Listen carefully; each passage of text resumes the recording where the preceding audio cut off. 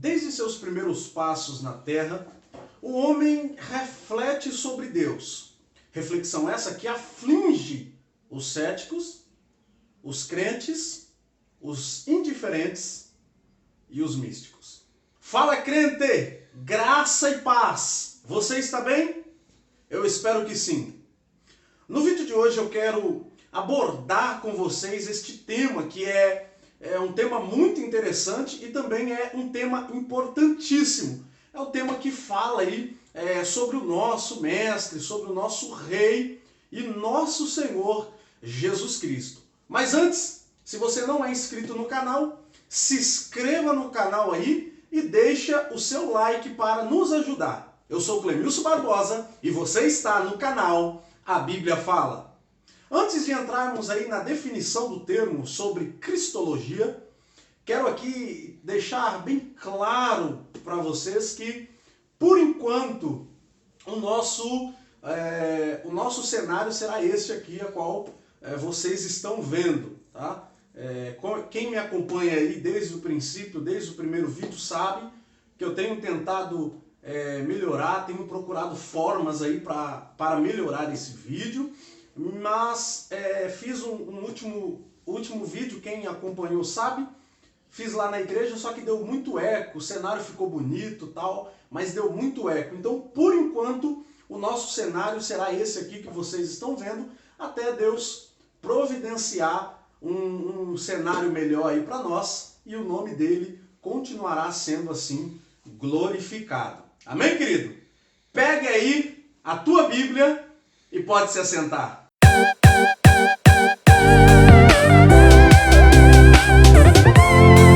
Cristologia, ela é a doutrina, tá, que estuda assim de modo racional e sistemático a pessoa de Jesus Cristo. A palavra cristologia, ela é derivada do termo grego Christos, que significa ungido, e logia, que significa estudo. Quando estas palavras se juntam, formam então a palavra cristologia, que nada mais é do que um estudo sobre Cristo, ou estudo sobre o ungido. E na Bíblia nós encontramos informações sobre as palavras e as obras, assim, do Senhor Jesus. Partindo dessa primícia, o Deus Filho, ele se revelou e nos permitiu conhecê-lo. Entretanto, nosso conhecimento sobre Jesus Cristo não é intuitivo, nem natural, mas comunicado por Ele mesmo através dos meios que Ele soberanamente escolheu. Quando estudamos cristologia, não inventamos teorias a respeito de Cristo, nem de suas obras, mas Cristo, o próprio Cristo, ele nos dá a oportunidade de compreender a revelação dele mesmo. Por isso, qualquer estudo sobre Cristo que não tiver a sua revelação como base, meio e princípio regulador, não pode ser chamado de cristologia devidamente entendida. E por isso quero convidá-los a orar comigo, a fim de que o Cristo ressurreto abra a nossa mente para conhecê-lo mais e mais. Oremos ao Senhor. Pai, nós te damos graças e louvamos o teu nome por esta oportunidade. Senhor, nós sabemos que a tua palavra, Pai, ela é lâmpada para os nossos pés. Meu Deus, eu peço agora, Senhor, entra na casa desse irmão, na casa dessa irmã que está assistindo agora este vídeo e participando assim desse estudo a respeito da pessoa do Senhor Jesus Cristo. Meu Deus, eu te peço, abra a nossa mente, a fim de que possamos compreender a tua palavra, no nome de Jesus. Amém. A humanidade de Cristo passou por vários estágios de desenvolvimento, assim como qualquer outro ser humano passa. Da infância à vida adulta, houve crescimento constante, tanto em seu vigor físico, quanto em suas faculdades mentais. É claro que não temos parâmetro para aferir até que ponto da sua natureza impecável exerceu influência em seu crescimento. Pela Bíblia, temos um certo conhecimento de que o crescimento de Jesus e suas limitações estavam, como que eu posso dizer, sujeitos, né, às leis do desenvolvimento humano. Tá? Vamos ler aqui alguns versículos e ver o que eles têm a nos dizer. Eu quero convidar você agora a abrir aí a tua Bíblia, pega uma Bíblia que você melhor se identifique, tá? Que você entenda melhor, e abra aí no Evangelho de Jesus, segundo escreve Lucas, o capítulo de número 22 e o seu verso de número 40, que nos diz assim, ó. E quando chegou àquele lugar, ele disse: orai, para que não entreis em tentação. Ou seja, Cristo, sendo o Verbo encarnado, também esteve sujeito às tentações. E nos mostrou que, através da oração, pega isso, querido, através da oração, somente pela oração, venceremos o pecado. Vamos ler de novo, observe aqui, ó, o versículo 40. E quando chegou àquele lugar, ele disse: orai, para que não entreis em tentação. Então nós só vamos vencer o pecado, isso Cristo está deixando claro, através da oração, tá? E a Bíblia, ela nos dá muitos versículos que provam que Cristo era, de fato, humano, tá? Cristo era, de fato, 100%. Eu vejo alguns pregadores falando assim, que Cristo era 50% homem, né? E 50% Deus. Não, ele era 100% Deus e 100% humano, tá? Então vamos observar aí o versículo, o capítulo de número 24, tá? Do Evangelho de Jesus, segundo escreve Lucas, o seu versículo de número 39. Abra aí a tua Bíblia e confira comigo, que diz assim, ó: vede as minhas mãos e os meus pés, que sou eu mesmo.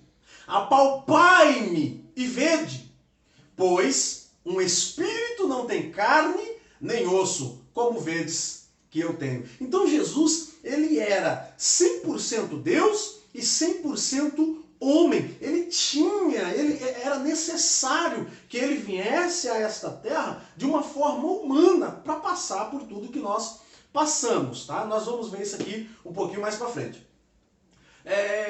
Analisamos mais um único versículo da carta aos Hebreus, do capítulo 2. Carta aos Hebreus, capítulo 2.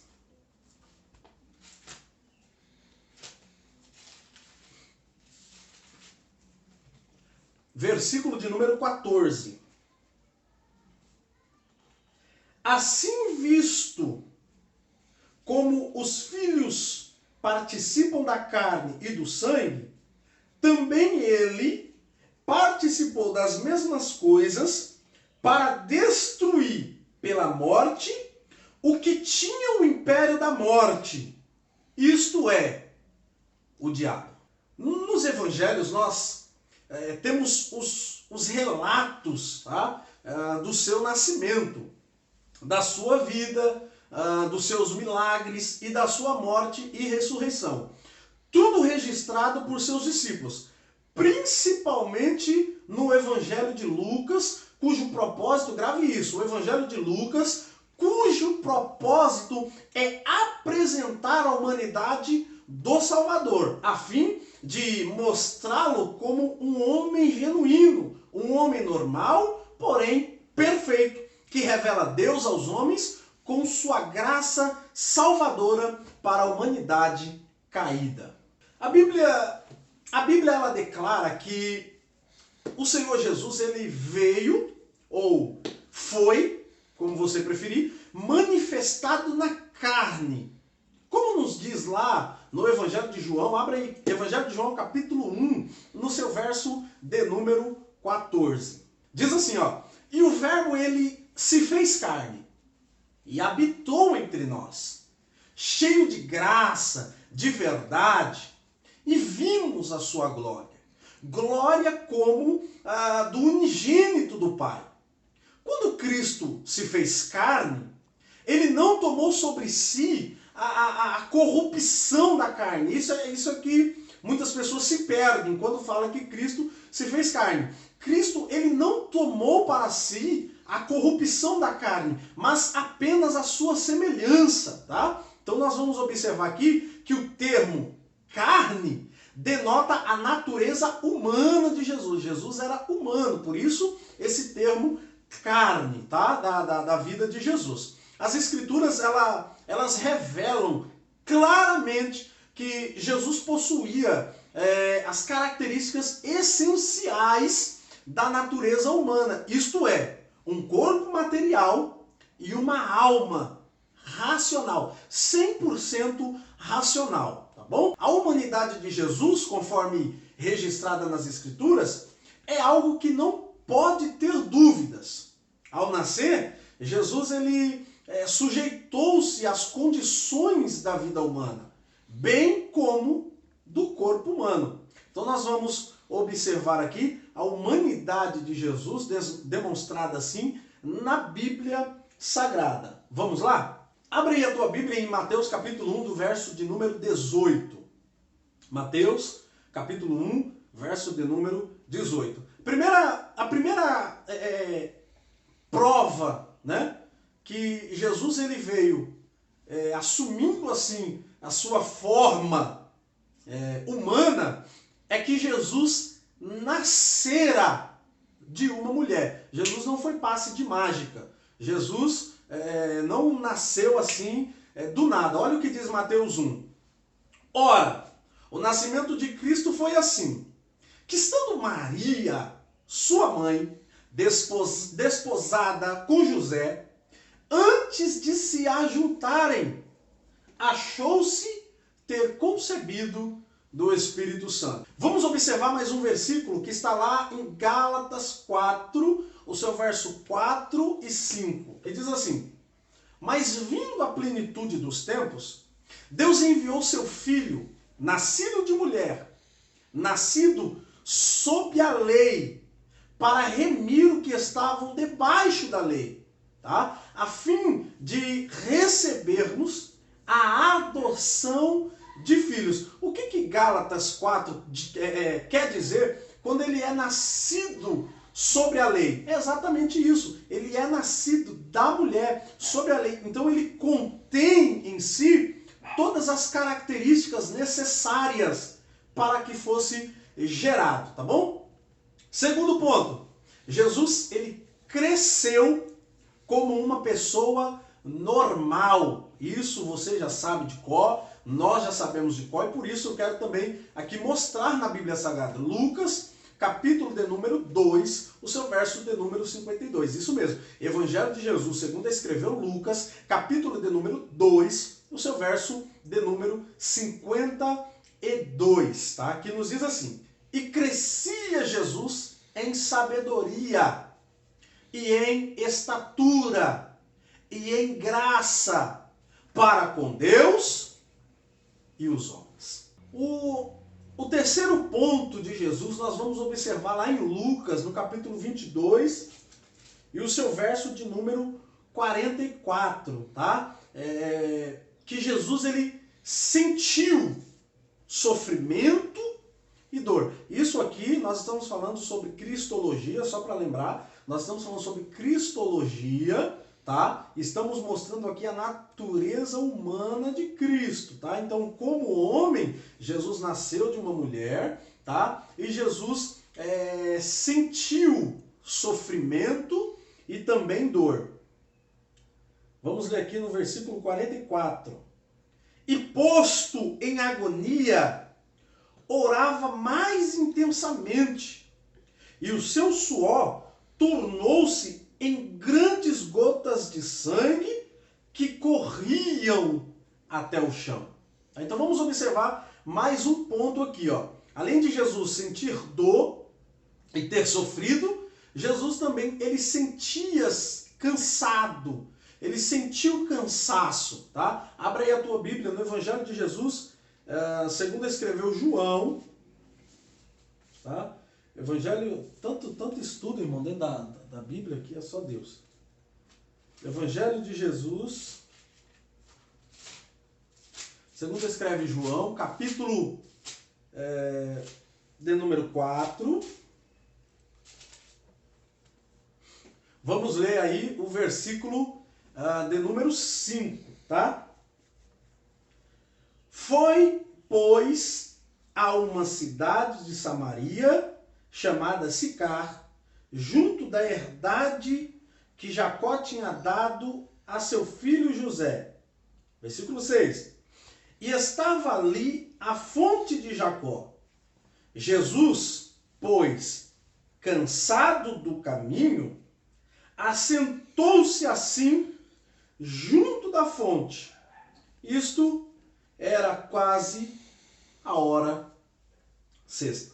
Então Jesus, a Bíblia dando aqui várias evidências a respeito da humanidade de Cristo.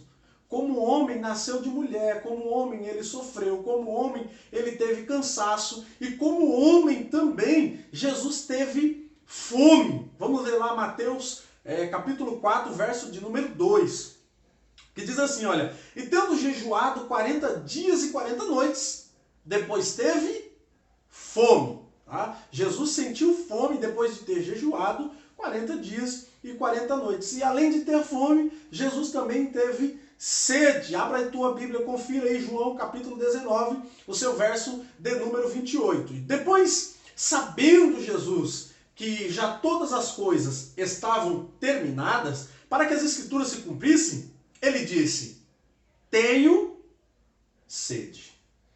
Tá bom? Então isso mostra aí a natureza humana de Cristo. Cristo, quando veio à Terra, era exatamente como você. Ele tinha essas fraquezas, ele tinha fome, ele sentiu sede, ele sentiu dor e ele também tinha emoções. Cristo também tinha emoções. Observe aí Lucas, Evangelho de Jesus, segundo escreve Lucas, capítulo de número 10, o verso de número 21, que diz assim, naquela mesma hora se alegrou Jesus no Espírito Santo e disse, graças te dou, ó Pai, Senhor dos céus e da terra, que escondestes estas coisas aos sábios e inteligentes e as revelastes às criancinhas. Assim é, ó Pai, porque assim te aprove. Olha aí, a emoção, o sentimento de emoção de Jesus em dizer que ele se alegrou no Espírito Santo em Deus Pai. Tá? Então ele teve aí emoções, ele se emocionou tanto também como ele chorou, né? Vamos ler lá João capítulo de número 11, o seu verso de número 33 ao 35, que diz assim, Jesus, pois, quando a viu chorar, e também chorando os judeus que com ela vinham, moveu-se muito em espírito e perturbou-se e disse, onde o puseste? E disseram, Senhor, vem e vê. Aí, conjectura minha, quando Jesus chega no local, ele se depara com o corpo de Lázaro no chão ali, e a Bíblia diz no versículo 35, e alguns dizem que até o menor versículo da Bíblia, Jesus chorou. Tá como um sentimento de tristeza, ele mostrando assim as suas emoções. Jesus chora, tá bom? Então Jesus, além de chorar, ele também possuía um corpo físico. Vamos conferir o que a Bíblia diz. Olha, e vindo já à tarde, chegou um homem rico de Arimateia, por nome de José, que também era discípulo de Jesus. Este foi ter com Pilatos e o pediu o corpo de Jesus. Então Pilatos mandou que o corpo lhe fosse dado. E José, tomando o corpo, envolveu-o num pano fino e limpo e pôs no seu sepulcro novo, que havia aberto em rocha. E rolando, melhor dizendo, uma grande pedra para a porta do sepulcro, retirou-se.